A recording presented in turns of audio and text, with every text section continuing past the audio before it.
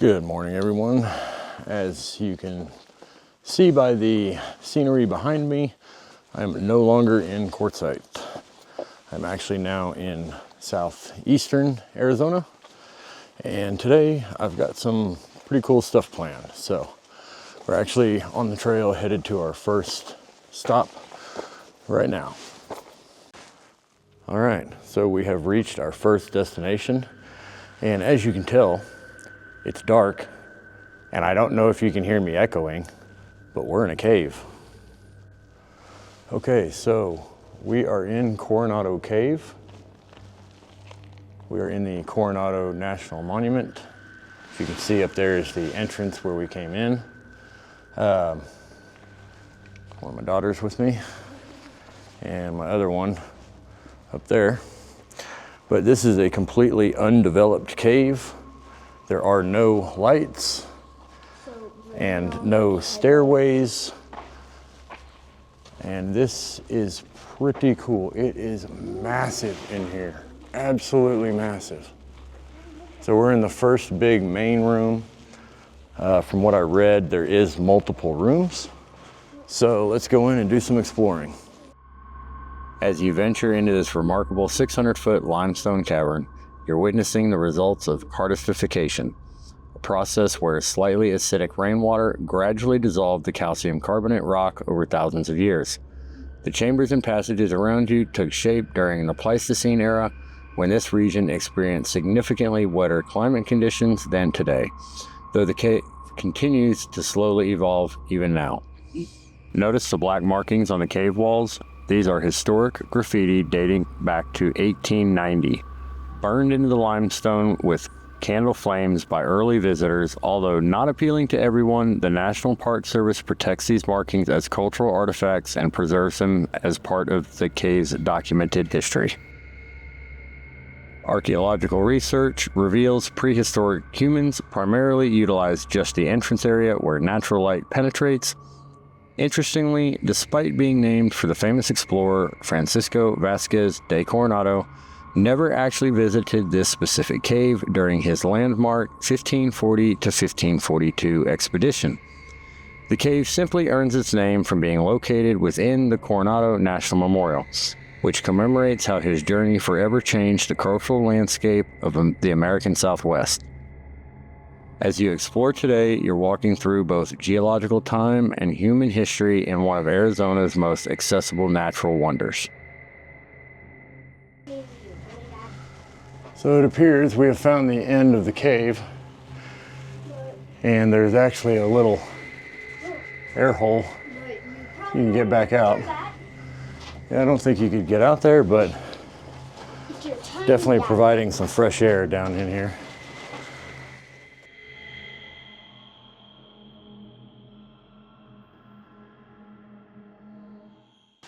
Some of the formations in here are just absolutely stunning. I know it's hard to see on camera, but like these, I mean, it's really, really cool.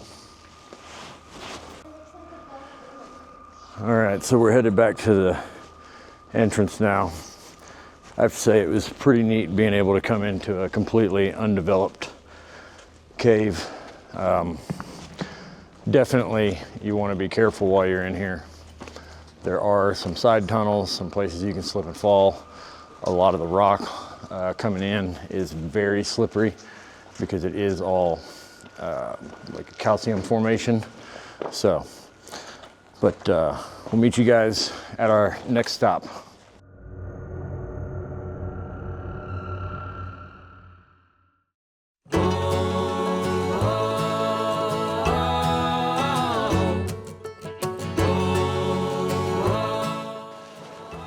All right, so now we are on what I think is a trail. According to my maps, there's a trail here. Doesn't really look like much of a trail, but we're gonna follow it and see if we can't find what is supposed to be at the end of this on the map. So we did manage to find something that resembles a trail.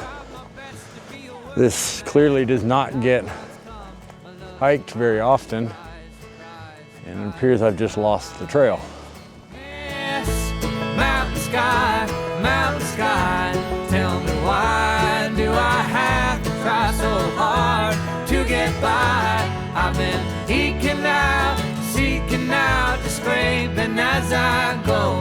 Tell me, how did I hit this all? All right, so it appears we made it to the State of Texas mine. So you can see one of the tailings right there, and then the mine shaft is, or was, right here. It's all been filled in since, but yep, this is the State of Texas mine, and I believe there's another, possibly another shaft up over there, so we'll go see if we can find that. This looks like an old road.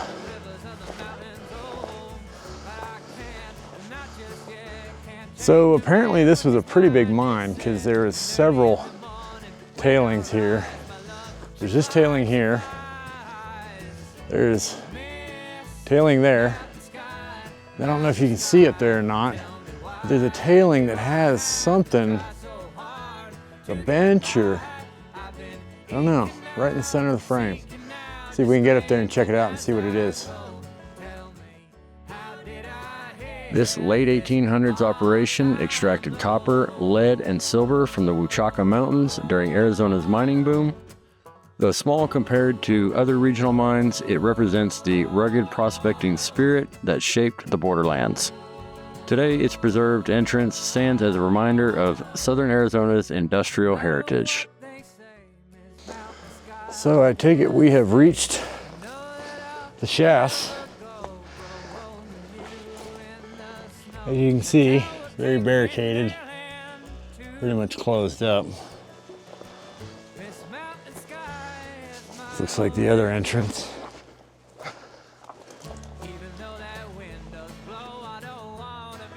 Definitely must still be some sort of activity.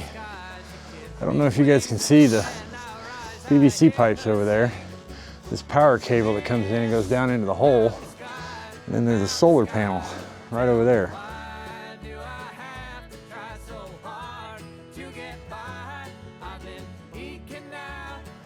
Here's another old shaft that's been closed up. You can see the tailings. But standing here, you can kind of get an idea. Tailings down there. The other mine we were at was just right there. You can see the corner of the little gate. And then there's one more up there I'm going to try to get to. All right, so we've reached our last mine. And this mine is actually a protected habitat. So that may explain the power wires and stuff going into the other one. So this is a bat habitat. You can see there's a tree growing in this mine. I can't see it. I'm not exactly sure what you're able to see down there, if anything. But here's a view looking back down. I don't know if you can see the truck, see where I came from, but the truck is right down there on the road somewhere. Not exactly sure where. Somewhere right there. So it wasn't too terribly bad getting up here. You can see the wife and kids down there. Didn't want to come all the way up to this one. But it is absolutely gorgeous up here. It is not an incredibly difficult hike. It's just, there's really no route, there's no trail. So that's kind of the one thing you need to be aware of is, as long as you've got GPS and you know right where the mine is on the map, you can very easily just walk to it. Like I said, following the actual map on the trail doesn't seem to work out so well. And as I was walking and talking, I just stumbled across two more shafts that have been filled in. That one and this one here. And you can see all the tailings down there from all the shafts that are up here. I think I've counted about 6, 7 shafts so far. And I'm not entirely sure what they were mining here. I would assume copper, because I don't know how well you can see it on the camera, but this stuff is green, like super green. All right, so I'm gonna start heading back down the mountain, and next we're gonna go do a hike, a long hike that doesn't really go to anything. It's actually just gonna start at one place, end at another, and then I'll get picked up from there. So I'll meet you guys at the trailhead. All right, so we are at Joe's Canyon Trail, and this actually starts right at the visitor center, so it's pretty easy to find and access. This is a 3.2 mile hike, I believe, and it takes you up to the Montezuma overlook. So that's where we're headed. This 6.2 mile round trip trail offers visitors spectacular panoramic views of the San Pedro Valley. You'll climb 1,300 feet through diverse ecological zones, from desert grasslands to oak woodlands. Indigenous peoples traveled these natural contours for centuries before European contact. As you explore, watch for wildlife and unique plant species throughout this historic mountain corridor. The trail also connects to other memorial paths and the Arizona National Scenic Trail.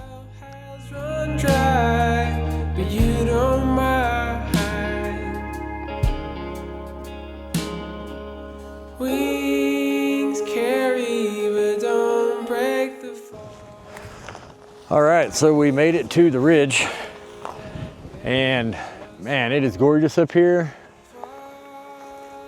Everything behind me, from about a quarter mile down the mountain there, is all Mexico.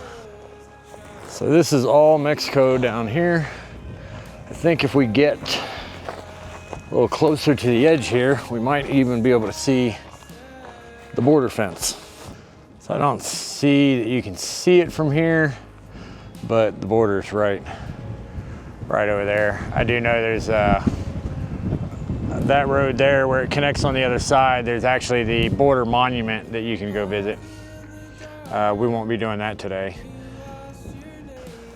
All right, well, we're gonna sit up here, take a break. Only my middle minion came with me today, but we're gonna sit down, take a break, drink some water, have a snack. She loved you once, if she loved you at all.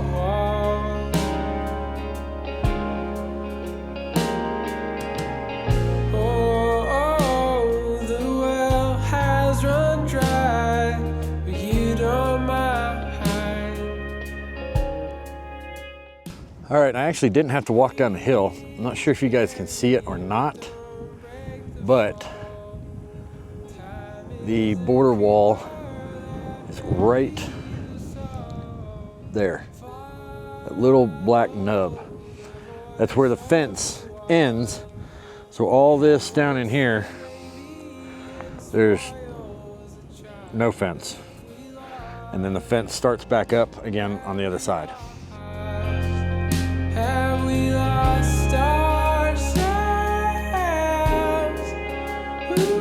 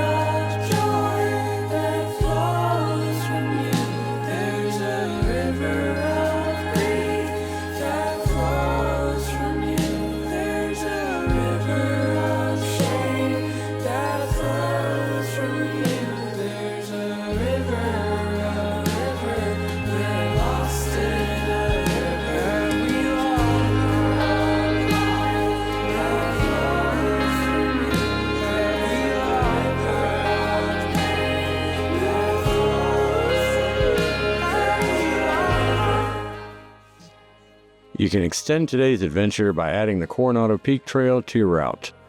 This addition would increase your total distance by approximately 1.6 miles, offering extra scenic vistas and exploration opportunities. The Peak Trail rewards your effort with spectacular panoramic views that complement what you've already experienced on the trail. Coronado's men used canvas tents with leather patches to sleep in. They set up their camps with leaders' tents in the middle. When the tents wore out, they copied native people's ways by making shade covers from branches and fixing tears with animal skins. In winter, they dug their tents partially into the ground and piled dirt around them to stay warm. As we approach the trailhead and parking lot, my oldest minion stands waiting, dramatically acting as though I've been gone for centuries rather than a mere 2 hours. This entertaining welcome reminds us how differently time passes for those on the trail versus those awaiting our return. All right, guys, so we have made it back to the parking lot. My wife actually dropped me and my middle mountain goat child off at the trailhead on the other end, and then she met us here. She actually did the Montezuma Peak Overlook Trail. So that's another option if you don't want to do the full 3 whatever miles. You know, that's a much easier option for you. I think that was about 0.8 or so one way. So I'm going to end the video here. I hope you guys enjoyed this one. Thank you for watching, and I will see you guys on the next one.